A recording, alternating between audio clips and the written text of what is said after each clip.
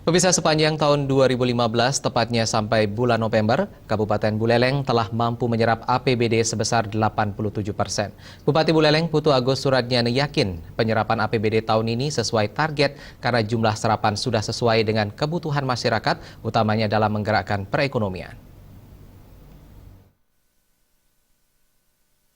Saat ditemui di kantor Bupati Buleleng, Putu Agus Suratnyana mengatakan, APBD Kabupaten Buleleng sudah linear dengan kebutuhan pemerintah dan masyarakat Buleleng.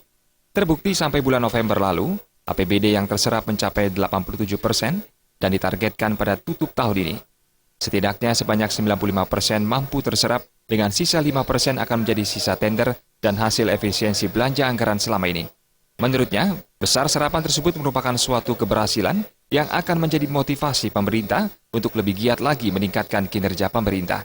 Sementara itu, untuk tahun 2016 mendatang, Pemkab Buleleng akan lebih teliti lagi membuat program anggaran dengan tidak membuat program yang sama dengan program sebelumnya dan membuat program baru yang lebih baik lagi.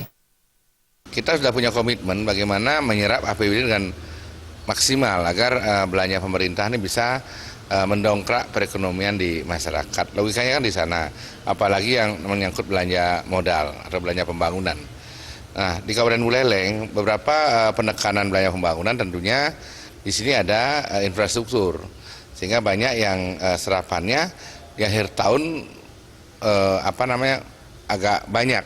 Tapi kita sudah buat metode dengan tahapan-tahapan pembayaran per triwulan, asumkare hasil evaluasi kita terakhir, kita sudah hampir 87% serapannya pada November lalu. Nah, mudah-mudahan terakhir ini angka 95 akan tercapai.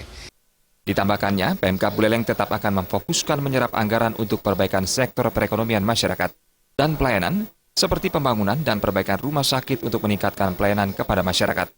Jaya Kesuma, Bali.